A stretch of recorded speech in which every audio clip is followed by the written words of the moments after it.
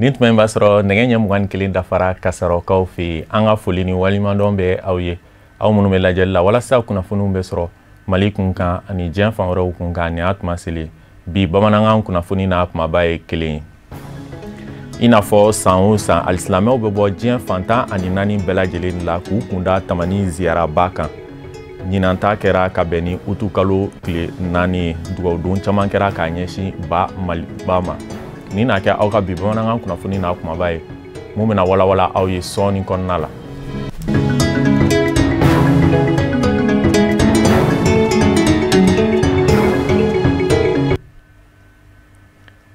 Aw dangana i n'a fɔ an y'a fɔ bakuruba kunnafoniw na cogo min na san o san alisilamɛw bɛ bɔ diɲɛ fantan ani naani bɛɛ lajɛlen la k'u kunda tamani ziyaraba kan o mun bɛ kɛ tasibila ye k'a ɲɛsin an fa Bamadani Haidara ma n'ale ye Mali silamɛw ka jɛkuluba au Conseil islamique maa ɲɛma groupement des leaders spirituels musulmans du Mali maa ɲɛma alisilamɛya dɛmɛtɔn Ansaru ɲɛjɔyɔrɔ an karamɔgɔ Seydi Sherif Usmani Madani Haidara fa ye ɲinan ta kɛra ka bɛn ni tarata don utu kalo tile 4 ye a kɛnɛ kan silamɛw bɔra fan bɛɛ lajɛlen fɛ an ka ɲininikɛla Alihamidu Badeni Samayira Sanogo Fuseni Keyita Buya Kulibali Abdoulaye Sogodo Numu Kone ani Samba Traoré tun bɛ an ka ɲɛmada sɔrɔlenw fɛ.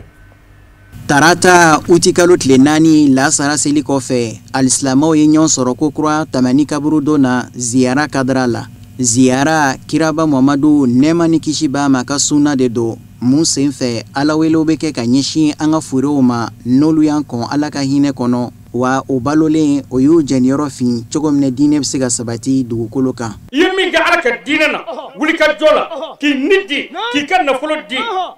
karamɔgɔ k'an tugura i la o de kosɔn o kuma ko k'a f'i ye nin kɛnɛ kan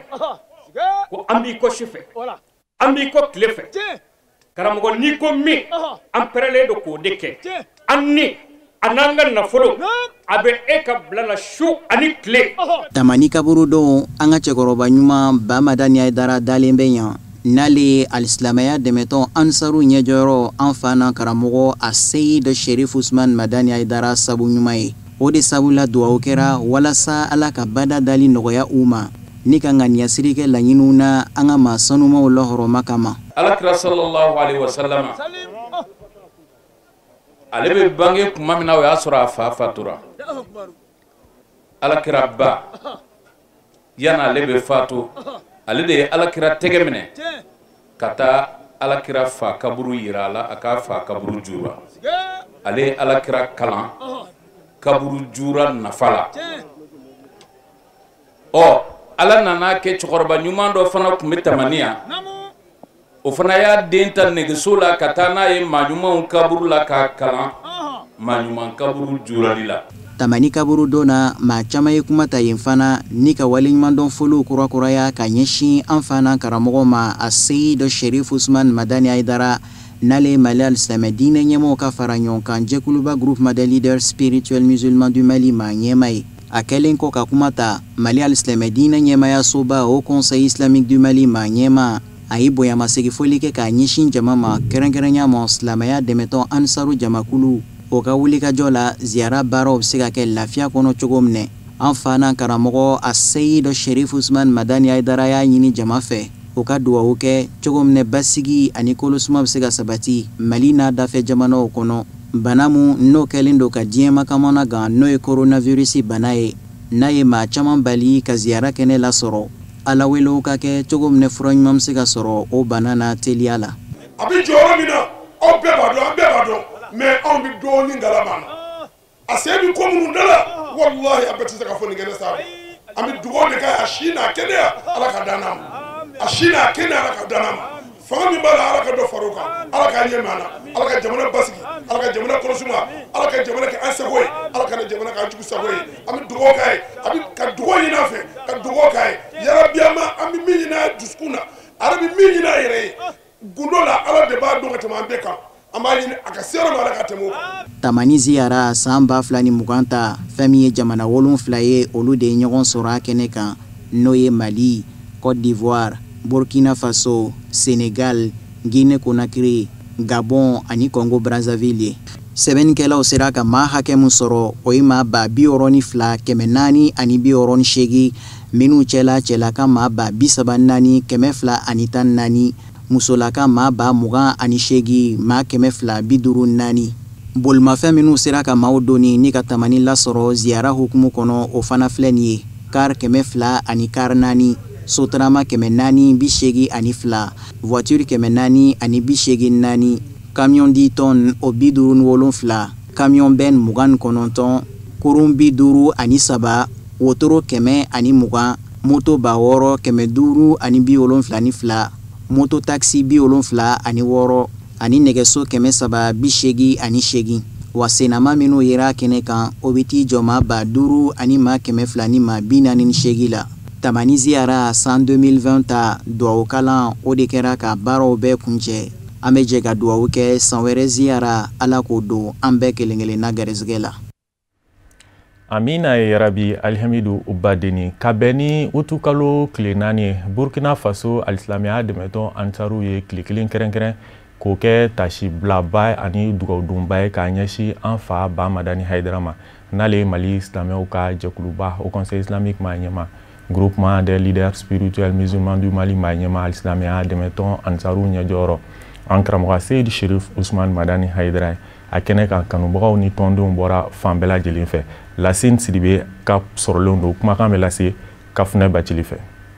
Ni batokɛ donbai ka dama kasili kɛ an daba ma yɔrɔ a bɛ don ziyaraba ka dara de kɔnɔ min bɛ sigi sen kan san o san alisilamɛya dɛmɛtɔn Fédération Ansardine Internationale fɛ an ɲɛjɔyɔrɔ faso la tamani nin bɛna k'a siɲɛ fɔlɔ ye Burkina Faso ansaru ka nin n'a ɲɔgɔnna kɛnɛ sigi sen kan k'a sababu kɛ u wajibiyalen kun don ka to u ka jamana kɔnɔ k'a da diɲɛ kɛnɛyako lahalaya kan an bɛ don min na i n'a fɔ komi bi ni o ye coronavirus banako ye min n'a kɔlɔlɔ jugu wulilen don diɲɛ maa da la o kɛra sababu ye ni nga dancɛw karangafɛdaw sɔgɔ mati bɔ mati dun o de kɛra sabu ye Burkina Faso alisilamɛya dɛmɛtɔn ansaru ani kanuɲɔgɔnw bolo u ka se ka fara ɲɔgɔn kan ka ziyaraba in ɲɛnamaya min senfɛ wale ɲuman foli kɛra ka ɲɛsin alisilamɛya dɛmɛtɔn ansaru ɲɛjɔyɔrɔ Mali silamɛtɔn Haut Conseil islamique du Mali maa ɲɛma Mali silamɛ diinɛ ɲɛmɔgɔw ka fara ɲɔgɔn kan jɛkuluba groupement des leaders spirituels musulmans du Mali maa ɲɛma an fa ani an karamɔgɔ a Seydi Cherif Ousmane Madani Haidara ma ka da ka baaraba kɛlenw kan ɲɛtaa sira ɲumanw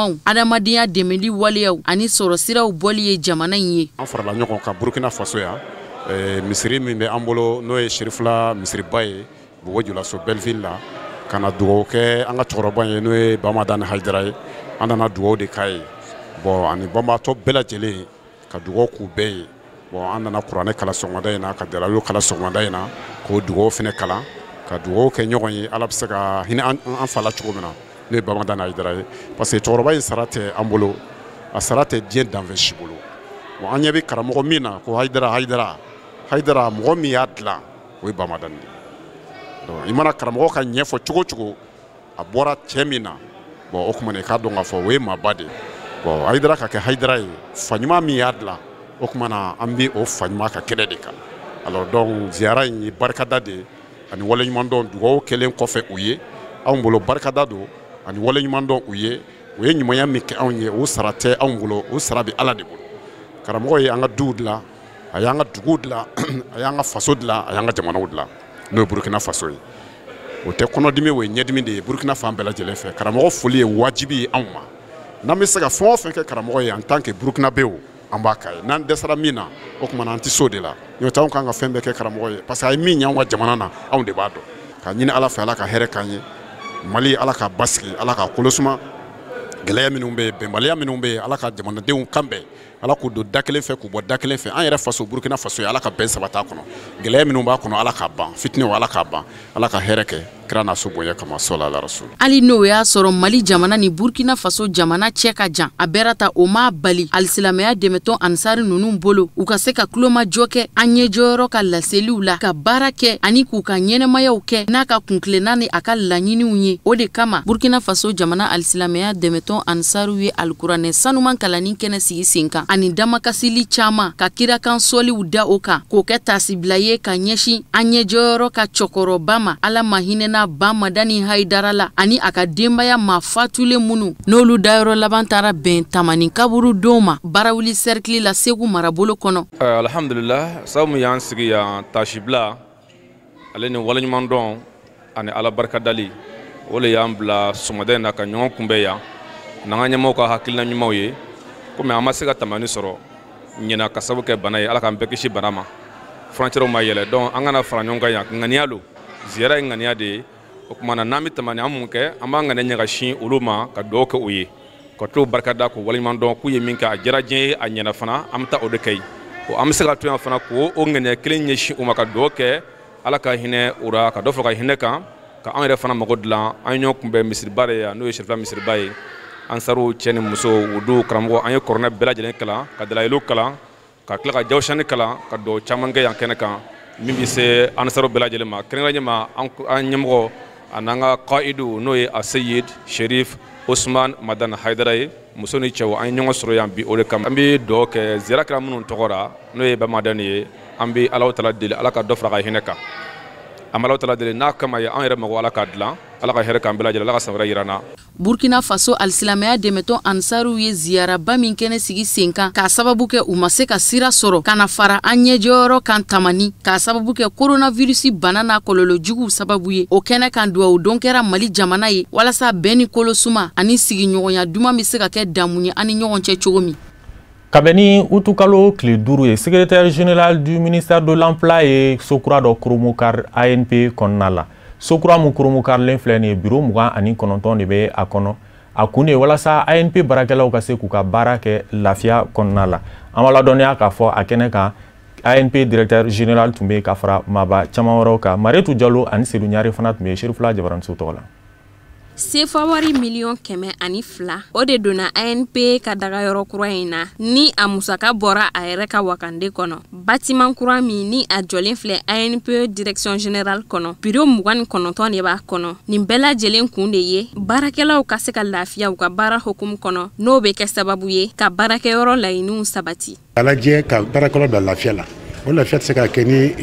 baarakɛyɔrɔ ɲuman t'u bolo donc hakilina min dira directeur ma a y'o kɛ sɛbɛko ye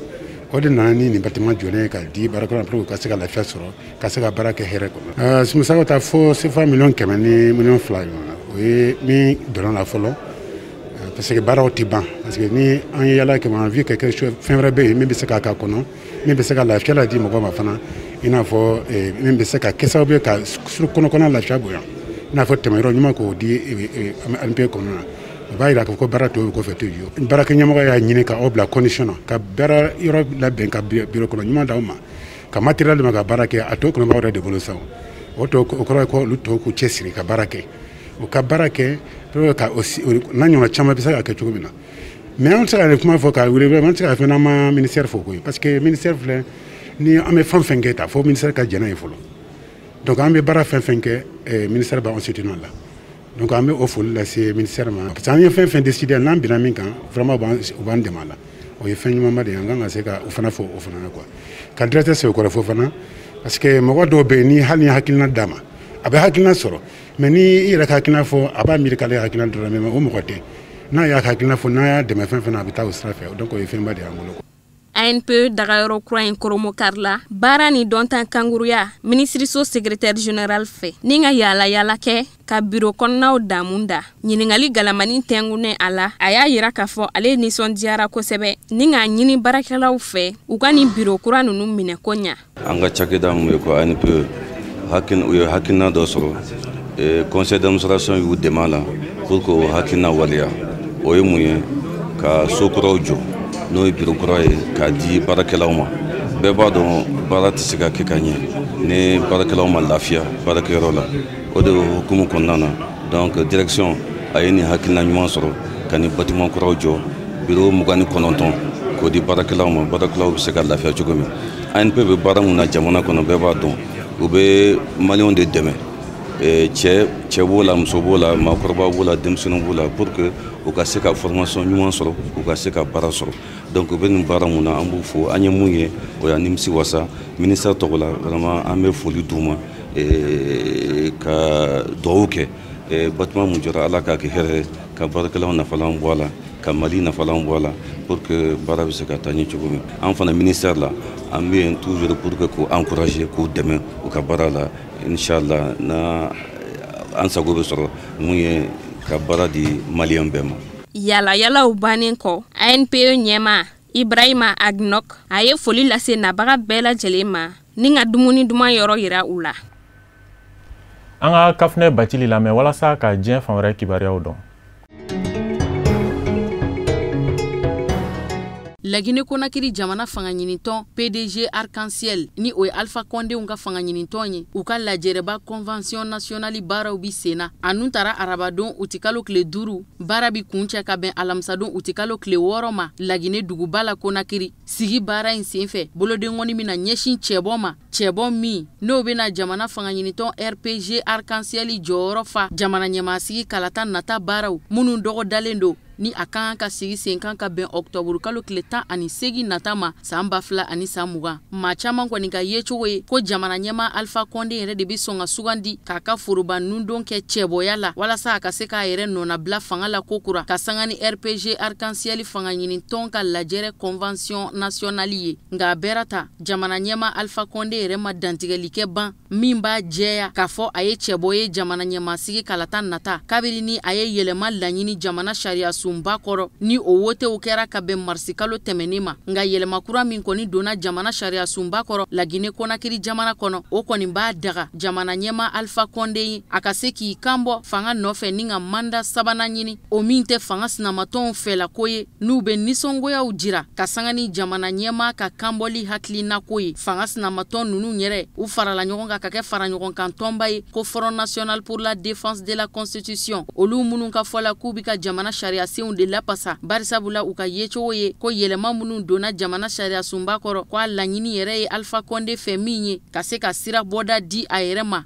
a ka se k'i kanbɔ ko sabanan ɲini k'a yɛrɛ nɔna bila ko sabanan kɛ cogoya min na fo ka taa se jamana fanga ɲinitɔn ka convention nationale sigi ma min baaraw bi sena RPG Arc-en-Ciel fanga ɲinitɔn tɔgɔ la cɛbɔ wɛrɛ mi kanbɔ k'a fɔ ko ale de bina i bolo mana bɔ fanga nɔfɛ jamana fanga ɲinitɔn tɔgɔ la ka bɛn ni jamana ɲɛmasigi kalata nata ye Octobre kalo tile 18 fanga ɲinitɔn minnu ni olu ni jamana fanga ɲinitɔn bi ɲɔgɔn kanfɔ olu ka fara ɲɔgɔn kan tɔn coalition démocratique pour le changement de la continuité ka can tɔnkulu 200 ye olu de farala ɲɔgɔn kan kabiri din tɛnɛn tɛmɛnen olu kɔni y'u bolodengɔni sin jamana ɲɛma Alpha Condé de la k'a fɔ a bɛ kɛ olu ka cɛbɔ ye ka fanga ɲini ko sabanan kɛ. Côte d'Ivoire jamana kɔnɔ jamana ɲɛmasigi kalata ɲɛbila labɛnw kadara kɔnɔ min kan ka sigi sen kan Octobre kalo tile 31 nata maaw ka lahalayaw sɛgɛsɛgɛlen kɔfɛ ka sanga ni kalata gafe liste électorale dilanni ye min baaraw nun donna juin kalo tile 10 tɛmɛnen ka taa fori juillet kalo tile 5 o baara jaabi bɔlenw na maa minnu tɔgɔ sɛbɛnna kalata gafe liste électorale kan o bɛ t'i jɔ kalatala maa 94 ani 956 la o b'a jira k'a fɔ kalatala hakɛya n'i y'o ta k'o lajɛ Côte d'Ivoire jamana kɔnɔ ka sanga ni jamana ɲɛmasigi kalata baaraw ye o taara se maa 7,7 kɔri 5 ma o dantigɛli kɛra kalata labɛnniba jɛkulu commission électorale maa ɲɛma Ibrahim Kuber Kulibali fɛ ka sanga ni kunnafoni di kɛnɛ min sigira sen kan k'a ɲɛnɛmaya cakɛda in jabala la jamana kɔnɔden kalatala minnu ni olu ka listi lakurakuraya la k'a jate minɛ kura ye u ko a ma révision san 2018 na a kɛra sababu ye kalatala maa 2,077 de ka enrôler san 2019 segimakɛ kalatala hakɛyaw jateminɛli kan bawo révision kura ma kɛ hali n'o y'a sɔrɔ lajɛli in kan ka kɛ san o san san 2020 kɔnɔ a baara min sigira sen kan o de jaabi nana kɛ kalatala maa 7,7 kɔri 5 ye n'a ma ɲɛ k'a fɔ jamana ɲɛmasigi kalata yɛrɛ bi sigi sen kan ɲinan san de kɔnɔ o b'a jira k'a fɔ yɛlɛma kura wɛrɛ tɛna don o jate in kɔnɔ ka kɔn jamana ɲɛmasigi kalata baaraw ɲɛ sani révision in ka kɛ ka sanga ni liste électorale gafe ye kalata labɛnniba jɛkulu commission électorale kun y'a jira k'a fɔ ko kalatala maa 5,000,000 k'olu de tɔgɔw kuma sɛbɛn kalata gafew kan fɔlɔ Côte d'Ivoire jamana kɔnɔden hakɛya yɛrɛ n'i y'a ta k'a fara ɲɔgɔn kan k'a lajɛ i b'a ye k'a fɔ jamana kɔnɔden hakɛya bɛ t'i jɔ maa 25,000,000 hakɛ la population fanba ye sifinlakaw ye wa jamana kɔnɔden caman bɛ yen minnu talen don bisimila minɛ kɔ kan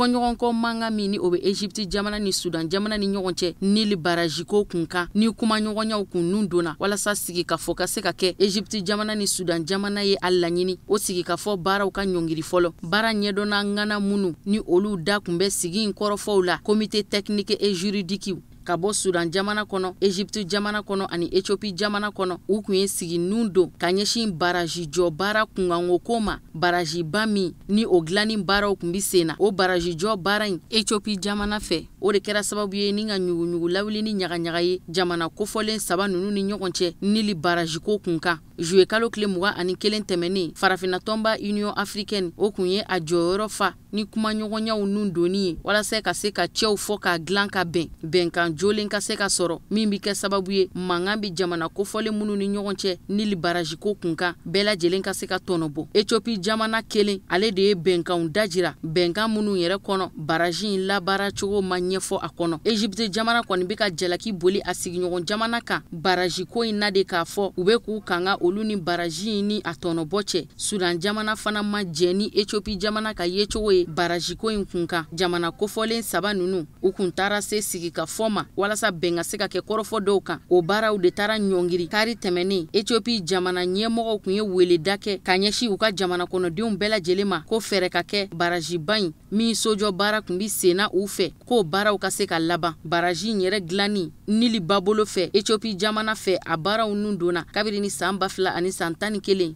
wa baraji in baara in mana ban a bɛna kɛ sababu ɲuman ye Ethiopie jamana ma kɛrɛnkɛrɛnnenya la kuranko binakun kan u ka se ka tɔnɔ caman bɔ ka ɲɛsin jamana ma. Afrique du Sud jamana kɔnɔ ka sanga ni coronavirus banako ye min kɛnbɛ ka se sɔrɔ Afrique du Sud jamana kan ni banabaatɔ hakɛya kɔrɔtali ye kɛrɛnkɛrɛnnenya la kɛnɛya tigilamɔgɔw ka fanfɛ bana in bi ka dadigi kɛ kosɛbɛ ka sababu kɛ kɛnɛya tigilamɔgɔw ka baarakɛminɛw bɛɛ lajɛlen ma labɔli kɛ u fanfɛ coronavirus banabaatɔ hakɛya kɔrɔtali kɛnɛya tigilamɔgɔw fanfɛ o kunnafoniya dara kɛnɛya minisiriso fɛ o waati kelen in na kɛnɛya tigilamɔgɔw y'u ka nisɔngoya taamaw sigi sen kan walasa ka se k'u ka nisɔngoyaw jira u ka baara kɛ cogo kunkan baara minnu ni a bɛ ka kɛ degun ye ka sababu kɛ baara kɛ minɛw ma labɔli kɛ u fanfɛ n'a fɔra bana furakɛtɔ ka bɔ banabaatɔ la o taara kɛ e yɛrɛ ka bana sɔrɔ sababu ye k'o ye waleya ye u tɛna jɛni waleya min ye tugun o de kama nisɔngoya jirakun kɛra minɛnko ye u ka lakanaw bɛɛ lajɛlen ka se ka sabati u ka banabaatɔw furakɛtɔ kabiri ni coronavirus bana ninnu taara Sud-Afrique jamana kɔnɔ a bɛ taa se maa 400 hakɛya ma kɛnɛya tigilamɔgɔw la bana in yɛlɛmana minnu fɛ k'u to banabaatɔw furakɛli sen fɛ banabaatɔ hakɛya n'i y'a ta 100 sara la sara 5 o ye dɔgɔtɔrɔ banabaatɔw ye wa banabaatɔ hakɛya minnu fana ni olu sata bɔra coronavirus bana la o bɛ taa se maa 191 ma o jatew bɛɛ lajɛlen dara kɛnɛ kan ka sababu kɛ dɔgɔtɔrɔ ninnu ka murutili ye u y'u ka nisɔngoya jira de ka sanga ni u ka baara kɛko ɲuman hukumu la sabati baliya ye ka sanga ni u ka nisɔngoya taama ninnu ye kɛnɛya tigilamɔgɔ ninnu ye tulo lasɔmi kɛ k'a fɔ ni yɛlɛma ma don u ka baara taabolow la k'u bila baara kɛko hukumu ɲuman kɔnɔ k'o kuma na k'u bɛna taa baara bilancarina fo k'a fɔ ko kɔfilɛ kɛra u la. kunnafoniya dara Nigeria jamana gouvernement fɛ k'a fɔ duguma kalandenw ka ekɔli ta sira minɛ o sariya min kun tara ka sababu kɛ coronavirus bana walankataliko ye jamana in kɔnɔ walasa ka se ka bana in yɛlɛmali lasumaya o de kama kalanso ninnu kun dasɔgɔra kalo 5 tɛmɛnen kɔfɛ ni kalansow kun datugulen don ka bɛn ni u ti kalo tile 4 de ye san 2000 ani san 20 a dagara kalandenw ni karamɔgɔw ye camancɛ kalansow la secondaire wa kilasi minnu fana ni olu bi ɲɔgɔn dan kɛ ɲina ka se ka taa kalanso ninnu dayɛlɛ waleya ɲuman matarafaliw olu laɲinina kosɛbɛ olu ka se ka labato kalandenw ni kalanden karamɔgɔw fanfɛ min bi kɛ sababu ye bana in kana taa tiɲɛni kɛ ka sababu kɛ ekɔli dayɛlɛn ko ye ɲɔgɔndan baaraw olu kun kan ka sigi sen kan kabiri ni avril kalo tɛmɛnen nka a ma se ka kɛ wa o ɲɔgɔndan baaraw olu kan ka sigi sen kan ka bɛn ni u ti kalo tile 17 ye ɲɔgɔndan baaraw bi to senna ka kuncɛ fo septamburu kalo camancɛla yan fanw. Faransi jamana ɲɛma Emmanuel Macron taama boloda k'i kunda Liban jamana kan a bisimilara Liban duguba la Beirut ka bɛn ni alamisa juillet kalo tile 6 ye Faransi jamana ɲɛma Emmanuel Macron yɛrɛ ka taama in ka ɲɛsin Liban jamana ma a kɛra ka sanga ni ta fodongo 2 ye min waleya cɛjugu kasara benna Beirutukadenw kan ka bɛn ni tarata tɛmɛnen ye. Baaraw kɔni bi senna hali bi ni lakisibagaw fɛ walasa ka se ka maaw wɔgɔbɛ ka bɔ kasara in kɛyɔrɔ la. Faransi jamana ɲɛma Emmanuel Macron ka taama in senfɛ a bisimilara ka bɛn alamusa ma a tɔɲɔgɔnkɛ jamana ɲɛma fɛ n'o ye Liban jamana ɲɛmɔgɔ ye. Wa jamana ɲɛma Emmanuel Macron a ka taama in bolodalen do tile 2 de kɔnɔna na. Taama min senfɛ a ye taara munumunu salo kɛ ka t'i ɲɛda kasara in kɛyɔrɔ kan. Kasara min ni a ye Liban duguba Beirutu kɛ dɔnbaga lafili ye. Jamana in yɛrɛ bilala état d'urgence la ka sababu kɛ kasara in bonyali ye kosɛbɛ ni nin caman daji. Faransi jamana ɲɛma Emmanuel Macron ka dantigɛliw senfɛ a y'a jira k'a fɔ a nakun de ka se ka na kelenɲɔgɔnya jira Liban ka denw na k'a jira a tɔɲɔgɔnkɛ jamana ɲɛma la k'a fɔ u kelen tɛ u na kasara in tɔɔrɔ tila u ni ɲɔgɔn cɛ. O fana de bɛ dansigi bi bamanankan kunnafoniw na mun sera ka fara ɲɔgɔn kan ka bɛn ni tuma ye ma kunnafoni di so ɲɛmaaso fɛ ani cɛ aw ka lajɛli la aw kan bɛn n'Ala sɔnna ma.